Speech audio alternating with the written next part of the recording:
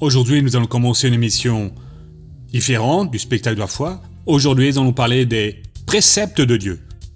Toute cause va produire un effet.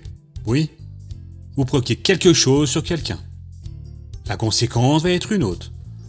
Vous avez agi d'une façon, vous paierez d'une façon ou d'une autre. Pourquoi ? Parce que rien de ce que nous faisons dans ce monde ne dure. C'est sans crédit. Autrement dit, si je crois en Dieu, que va-t-il se passer ? Cela va être manifesté par le biais d'une bénédiction. Si je doute, cela va être manifesté par le biais d'un problème dans ma vie. Tout est basé sur croire, écouter et pratiquer. Il est possible d'être heureux sans Dieu. Il est possible que la personne ait moins de bonheur, mais de réalisation non. Parce que Dieu est sans de l'homme, il a créé l'homme pour qu'il vive en communion avec lui. Quand l'homme s'éloigne de la parole de Dieu, il n'écoute pas ce que Dieu révèle, agit sur sa propre concupiscence, façon de penser, cette personne peut même avoir un certain succès. Mais la réalisation, cette plénitude de la négresse va manquer dans sa vie. Et cette paix dont vous avez besoin, elle est totale quand vous vous soumettez et dites « Je désire connaître le Seigneur Dieu. Parle avec moi. Si tu existes, montre-moi dans ta parole. Ouvre cette parole et montre-moi. » Et quand vous faites cela, Dieu est alors incliné à vous aider, à vous remettre sur pied et dire « Moi j'existe, je veux vous aider et je veux vous rendre heureux. » Et vient cette certitude au fond de vous et vous commencez à agir par la foi. Et ainsi vous commencez à avoir votre vie avoir votre vie transformée. Ces paroles sont maintenant prêchées par SRS et tout de suite après je reviens pour commenter un peu plus, mesdames et messieurs, au nom de Jésus. Mes chers amis, nous avons commencé lors du culte précédent une étude vraiment bénie sur une des raisons pour lesquelles nous échouons, vivant sans liberté. Je pense que ça sera beaucoup plus clair avec cette orientation que Dieu va nous donner. Et je ne sais combien d'émissions ça va prendre, si c'est une de plus, 2, 3 ou 10, mais il y a beaucoup de textes qui parlent des normes, des prescriptions qui sont écrits dans la Sainte Bible. Il y a toujours une raison pourquoi nous souffrons, pourquoi nous sommes amenés à traverser des moments difficiles, pourquoi nous devons vivre des situations que nous aimerions ne pas vivre, et il semble que Dieu ne répond pas. Tout a une cause, vient une tentation, et la personne ne prie plus. Et après, surgit un problème, et elle devient désespérée, elle très souvent rejette la faute sur Dieu. La Sainte Bible dit dans la Genèse, c'est où j'ai commencé lors du culte précédent, au chapitre 26, où Isaac, le fils d'Abraham, il était en train de vivre une situation difficile, parce que où il habitait, il y avait la sécheresse, une famine, et lui a alors mis dans son cœur de faire le même chemin que son père avait effectué, d'aller en Égypte, et quand il est arrivé à Guérar, sur cette terre, il est écrit ici, 26 dans le verset 2. Le Seigneur lui apparut et dit « Ne descends pas en Égypte, demeure dans le pays que je te dirai. » C'était le pays du roi Abimélec, le roi des Philistins. « Séjourne en émigré dans ce pays-ci, je serai avec toi et je te bénirai. Car c'est à toi et à ta descendance que je donnerai tous ces pays, je tiendrai ainsi le serment que j'ai fait à Abraham, ton père. » Ainsi, il était en train de faire quelque chose qui n'était pas bon et Dieu a arrêté son chemin. Et Dieu, encore aujourd'hui, fait cela avec nous. Principalement, si nos pères ont rendu service à Dieu, s'ils ont servi Dieu comme ils le devaient. Ici, cela n'est pas arrivé par hasard, non. Et plus en avant, dans le verset 5, le Seigneur Dieu dit pourquoi est-ce qu'il voulait arrêter Isaac de ce voyage-là, qui serait néfaste, et pourquoi est-ce qu'il lui donnerait ces bénédictions. Il dit ainsi, parce qu'Abraham m'a écouté et qu'il a gardé mes observances, mes commandements, mes prescriptions et mes lois.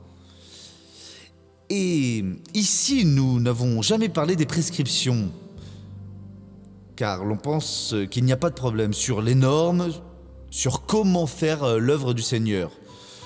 Lors du culte précédent, j'ai dit qu'une des normes établies dans la parole du Seigneur, c'est que nous devons aller au Père seulement au nom de Jésus. Et il y a des gens qui pensent qu'il n'y a pas de problème, qu'on peut prendre le nom de n'importe quel défunt qui a servi Dieu par le passé et invoquer, et ils pensent que ça va. J'ai même dit que si aujourd'hui vous demandez mon intervention, ma prière, moi, avec le plus grand plaisir, je prie pour vous. Je cours ce monde du nord au sud, d'est en ouest, car je suis dans mon ministère. Mais il va arriver un jour où je ne serai plus ici. Je ne sais pas si c'est dans 1 an, 10 ans, 20 ans ou 50 ans, je ne sais combien. Mais ça arrivera pour moi et pour vous aussi. Nous tous ne serons plus ici. Et quand je vais partir, ça ne sert à rien de dire « Non, Saint Soares, vous étiez beaucoup utilisé par Dieu. Saint Soares, elle est bonne celle-là. » Ou que vous soyez là-haut, faites une demande pour moi. La Bible dit que les morts ne sont au courant de rien, mes amis. Ils sont vraiment défunts. Celui qui prie demandant l'intervention de la Vierge Marie est en train de dépasser la norme. La norme, c'est tout ce que vous demandez au Père, faites-le en mon nom. Ainsi, tout ce que vous devez demander au Père, c'est aussi au nom de Jésus. Non, mais j'aime beaucoup celui-ci qui a été un martyr, et cet autre qui a fait beaucoup de charité. C'est certain, je suis en train d'employer ma vie à faire ce qui est mon obligation, c'est ma mission. Ce n'est pas pour que vous applaudissiez le missionnaire, il est mort, et vous dites « Ah non, à présent il est un saint parce qu'il a fait beaucoup pour Dieu ». Personne qui accepte Jésus est sanctifiée par le sang du Seigneur. Elle est sainte. Mais quand elle meurt, c'est fini. Nous n'avons pas de contact avec le défunt. Nous avons juste un contact avec le Père au nom du Seigneur Jésus. Celle-là et les autres normes bibliques, si nous passons au-dessus d'elles, qu'est-ce qui arrive? Dieu ne peut pas nous bénir. Abraham, ici, il est dit de lui qu'il a fait quoi? Parce que Abraham m'a écouté, le Seigneur dit à Abraham, « Va-t'en de ton pays, du lieu de tes origines et de la maison de ton père, vers le pays que je te montrerai. » Ça veut dire que la voix de Dieu a parlé, est venu le commandement de Dieu et lui a alors obéi. Quoi de plus? Mes commandements, mes prescriptions. Il a étudié, il a vu comment est-ce que Dieu agit, comment Dieu veut que nous procédions, et il l'a suivi exactement. Il n'a pas fui les normes du Seigneur. Il l'a fait aussi.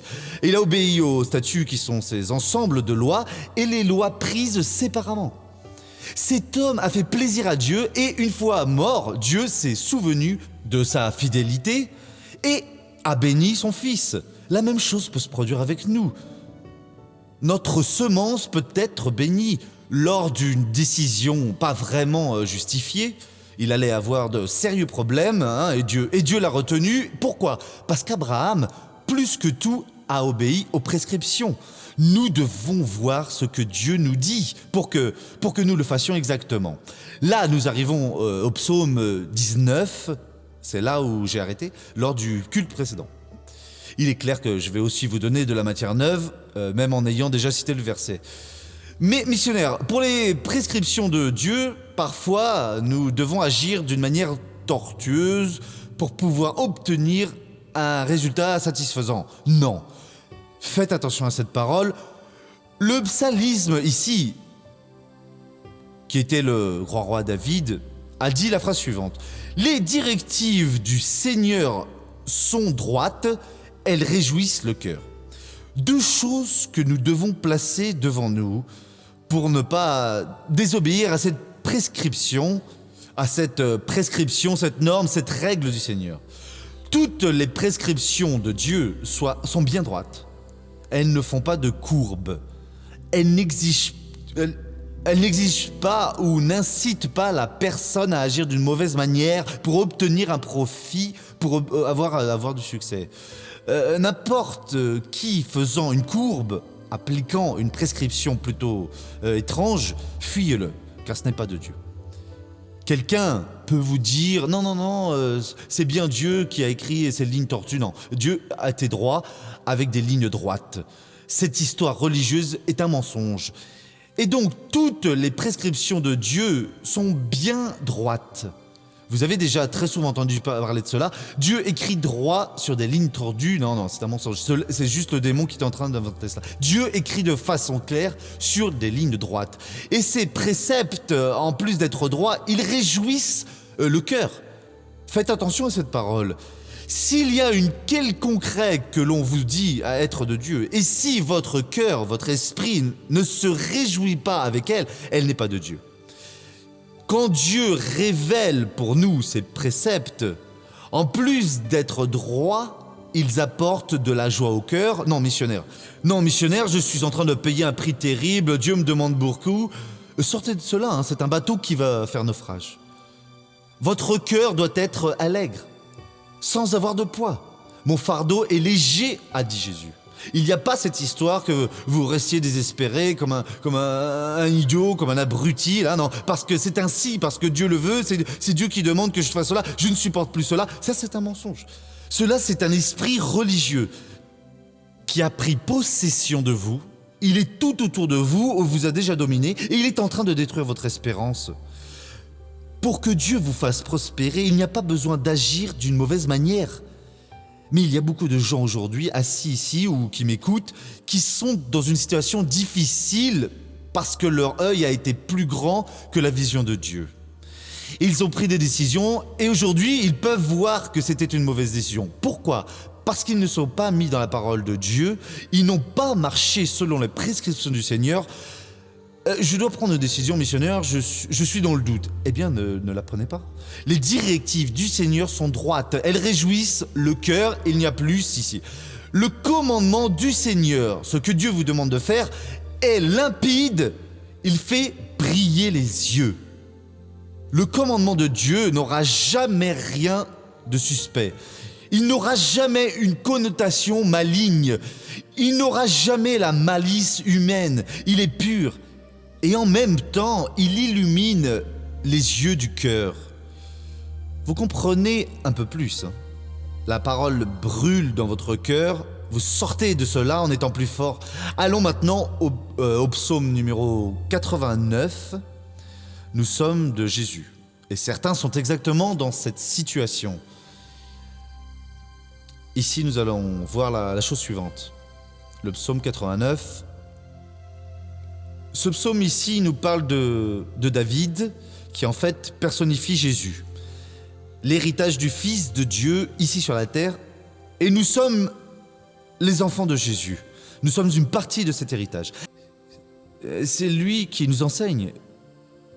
Et très souvent, il ne veut pas que nous prenions ces choses-ci, parce que cela, à ce moment-là, parce que cela, à cet instant, va être une pierre pour nous faire trébucher, et nous n'avons pas la force. Ainsi, nous devons juste faire ce que Dieu nous dit de faire pour qu'on y arrive.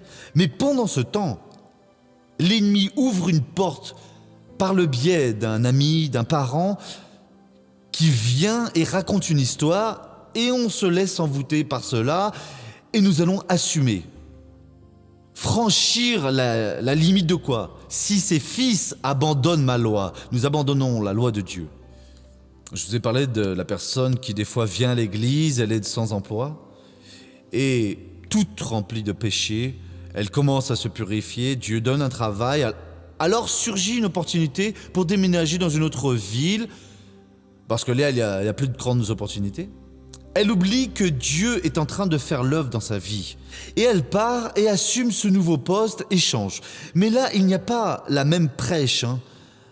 Alors elle commence à se relâcher, elle commence à entendre d'autres choses, et soudain, elle est de retour dans le péché, ou pire. Les 7 démons sont revenus pires. Et donc, si vos enfants ont abandonné ma loi, ma parole, mon illumination, tout ce que je suis en train de faire, ils l'ont laissé par cupidité. Non, mais cette opportunité, je ne peux pas la perdre. Ne demandez pas à Dieu, Seigneur, est-ce que je suis en train de perdre cette opportunité ? Le diable s'est approché de Jésus et lui a offert tout l'or au monde. Et Jésus n'a pas été idiot. Mais nous le sommes. Il vient et nous ne pensons pas 2 fois et déclarons que c'est de Dieu, c'est saint. Et la Bible dit, celui qui se précipite pêche, parce qu'Abraham m'a écouté. Et nous assumons cela, et ensuite nous payons la facture. Nous abandonnons la loi de Dieu, ils ont abandonné ma loi, et n'ont pas suivi mes jugements. Dans ces déclarations que Dieu fait, dans l'œuvre qu'il a fait, nous profanons les prescriptions de Dieu sans nous en soucier, nous faisons ce que nous pensons être correct, et nous n'observons pas ses commandements. Il ne veut pas vous perdre. Il peut voir que vous êtes sur le point d'être attrapé dans la souricière et elle va vous prendre et vous allez être perdu pour toujours. Ouvrez les yeux parce que Dieu veut faire de vous une bénédiction. Au nom de Jésus. Regardons maintenant le feuilleton de la vie réelle.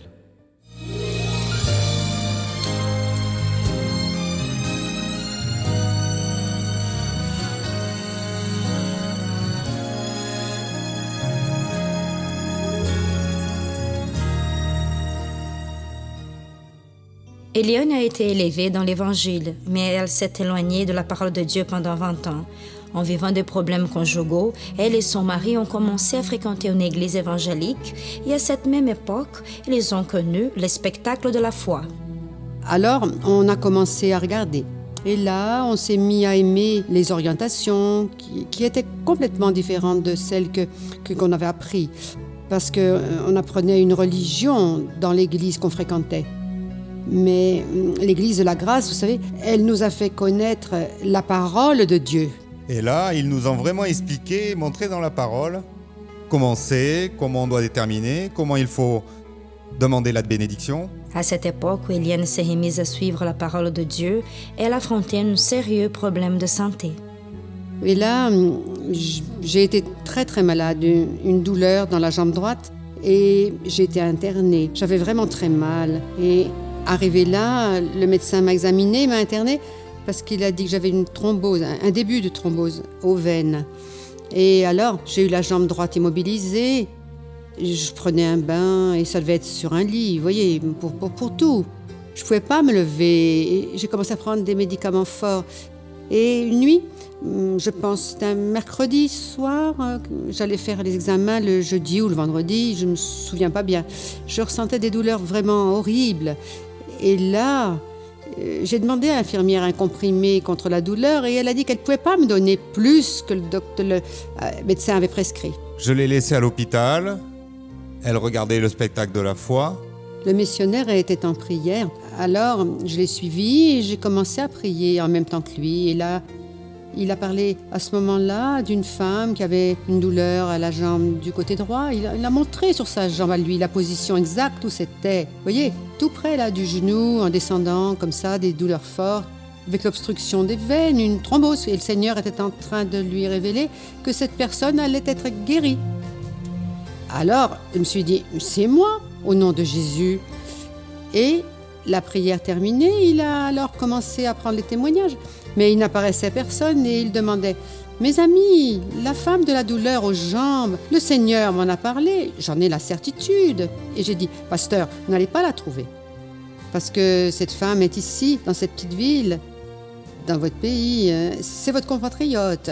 Mais vous n'allez pas la trouver auprès de vous, vous voyez. » Et la douleur que je ressentais a disparu. Le lendemain de cette prière, Eliane a réalisé un examen pour vérifier la situation de la thrombose. Ils ont appelé un médecin spécialisé pour ce genre de choses. Il a fait l'examen, il passait l'ultrason vers le bas, vers le haut, et il me disait « Mon Dieu, mais où est votre thrombose ? Vous aviez bien une thrombose, je ne suis pas en train de devenir cinglée. » Et là, je lui ai dit « Ben, docteur, je ne sais pas si vous croyez, mais j'ai été guérie. Hier, j'étais en train de regarder une émission. Et le pasteur est en train de prier, et j'ai prié, et la douleur est partie. Alors il m'a répondu, alors quand il s'agit de ces choses spirituelles ou de Dieu, ou de la religion des gens, alors je ne peux rien faire. Il a été prouvé qu'elle a été guérie. Les médecins ont cherché, n'ont plus rien trouvé. Ils ont même eu des doutes. Mais elle a été guérie, au nom de Jésus. Ça a été une chose assez extraordinaire, parce que j'ai grandi dans l'église. Et pour moi, même s'il le disait et que je voyais les phrases « Jésus est vivant, Christ est vivant, la résurrection du Christ », mais pour moi, des fois j'avais comme un doute dans l'église où j'ai été élevée. C'est comme si c'était un Dieu lointain, comme si tous ces miracles étaient là, vous voyez, dans les livres de Matthieu, de Marc, de Luc, de Jean. Alors avec Jésus, quand Jésus était présent ici, là, je me suis mise à voir que ce Christ vit. Oui, et même si vous ne le voyez pas, Mais vous pouvez le sentir dans votre corps, tout ça sortir. Et vous commencez à croire réellement que le Christ est vivant, que Dieu est un Dieu présent aujourd'hui, comme il a été dès Abraham, vous voyez. Gloire à Dieu. Merci beaucoup, Jésus. Mes frères, elle était de Jésus, elle est restée 20 ans dehors. Même l'Église n'a pas apporté cette foi vivante comme Dieu a donné pour nous. C'est une bénédiction, qui est une lumière qui brille dans les ténèbres. Et vous, dans la maison de Dieu, Dieu en personne va vous guider. Moi aussi, dans mon enfance, j'ai été d'une église traditionnelle où il était interdit de dire que Dieu guérissait, mais j'avais une Bible et je lisais et Dieu me guérissait. Une fois, je l'ai même raconté à une tante. J'ai dit, tante Marie, je vais vous raconter mon témoignage, mais ma tante Marie, vous ne raconterez pas ça à personne, parce que sinon je vais avoir des problèmes. Et j'avais certains problèmes, et j'ai ouvert la Bible, j'ai lu ce verset, j'ai prié, et Dieu m'a guéri. Et elle m'a dit, sois sans crainte, parce que moi aussi je crois cela. Je veux dire que vous devez être avec Jésus. Mais si vous abandonnez la parole du Seigneur, vous n'avez pas cette détermination de rester au-dessus, accomplissant les prescriptions du Seigneur. Il manque quelque chose. Missionnaire, j'obéis à tous les commandements, les statuts, les lois de Dieu, je m'efforce. Mais, et la norme, la règle? Non, là je fais un accord avec ce que je pense qui est correct. C'est cela que Dieu vient nous parler. Nous n'avons rien à inventer. Jésus a dit, je n'accepte pas l'humain, le témoignage humain. Je n'accepte pas la gloire qui vient des hommes. Il faut que ce soit conforme. C'est là, l'homme qui a péché est trop faible pour pouvoir dire comment est-ce que ça doit être. Et cela, je vous le dis, pour le plus intelligent, pour le plus béni qui soit, il est encore très faible. Vous devez faire comme Dieu l'a dit. Pourquoi est-ce que je dois prier le Père au nom de Jésus? Parce que c'est déterminé. Cela est une prescription, je vais prier au nom du Seigneur Jésus. Pourquoi est-ce que je dois faire cela? Parce que Dieu l'a établi. Ce sont les ordonnances du Seigneur. Il y a des gens qui ne font pas attention à ça. Mais c'est ainsi qu'on sert Dieu. Et qu'est-ce que Dieu demande? Dieu demande cela. Et comment est-ce qu'il faut que je fasse? Et vous devez le faire de cette manière. Alors je vais le faire. Nous n'avons pas inventé d'une autre manière. Si nous tentons, nous perdons la bénédiction du Seigneur. Prenez l'habitude d'être toujours dans la maison de Dieu, de lire la Bible quotidiennement, de ne pas faire ce que l'homme dit, quel que soit l'homme, mais de faire tout ce que vous sentez dans votre cœur quand la parole est prêchée, quand elle est annoncée. C'est cela que Dieu est venu vous parler. Et en faisant cela, vous deviendrez une bénédiction au nom du Seigneur Jésus de Nazareth.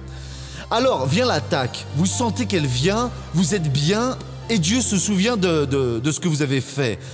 À présent, laissez-moi prier pour ceux qui sont chez eux. Père, je prie pour cette personne qui a besoin en urgence du toucher de tes mains. Oh mon Dieu, ce rein qui est tout enflé. Et le docteur n'est pas parvenu à stopper ce gonflement. Père, le Seigneur peut. Touche à présent. Touche en une quelconque partie du corps, de l'âme, de la famille, des biens de cette personne. Dieu opère au nom de Jésus. Et je vais utiliser ton pouvoir pour défaire tout le mal qui est dans cette vie. Et au nom de Jésus, je réprimande toute œuvre infernale et je dis dehors, pour ne plus jamais revenir, au nom de Jésus-Christ. Et vous levez les mains et vous dites, merci beaucoup Jésus. Bien, nous avons vu ce que Dieu a dit par le biais de son serviteur. Et vu le feuilleton, la personne a été guérie d'une thrombose. C'est un problème sérieux. Celui qui est passé par cela sait qu'il n'est pas facile de sortir de ce problème. Maintenant, Dieu a guéri parce que la personne a cru. Dieu va vous bénir quand vous croirez. Dieu va honorer votre foi quand vous continuez à avoir confiance en lui. Mesdames et messieurs, celui qui plante cueille. Si vous plantez à nouveau une vie de paix, vie de croyance dans la parole de Dieu, pas celle d'une religion, mais dans la parole de Dieu, vous allez voir Dieu répondre, non pas à une religion, mais il va répondre avec la parole de Dieu dans votre vie. Et si la parole de Dieu ce matin ou cette nuit, à l'heure où vous êtes en train de nous regarder, vient vous inspirer pour parrainer ce programme, c'est l'heure que vous de prendre une attitude. Cessez donc de douter, cessez de croire que ce n'est pas pour vous. Dieu n'appelle pas tout le monde, je crois à cela. Toutes les personnes, un gros de personnes, je sais que Dieu est en train d'appeler, peut-être vous êtes l'un d'eux. Vous êtes à l'écoute de l'émission, vous pouvez voir la bénédiction de Dieu sur votre vie et vous sentez même un grand désir de mettre ce programme à l'écran.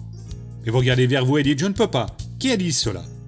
Si Dieu vient vous inspirer, parce qu'il voit dans votre vie une capacité de changer avec sa parole, d'être prospère et de vaincre, d'être alors réalisé au nom de Jésus. Alors, croyez dans la parole de Dieu, permettez qu'elle entre, laissez Dieu opérer, laissez Dieu transformer, et vous allez voir que ça vaut la peine d'avoir confiance en Dieu. Vous allez voir que ça vaut la peine de croire dans la parole de Dieu, car ça vaut la peine. Mon défi pour vous, c'est appelez maintenant ce numéro et dites, je vais croire dans cet appel de l'homme de Dieu. Et je vais devenir un parrain. D'accord? Que Dieu bénisse tous. Bon, demain, c'est un horaire. Que Dieu garde tous et à bientôt.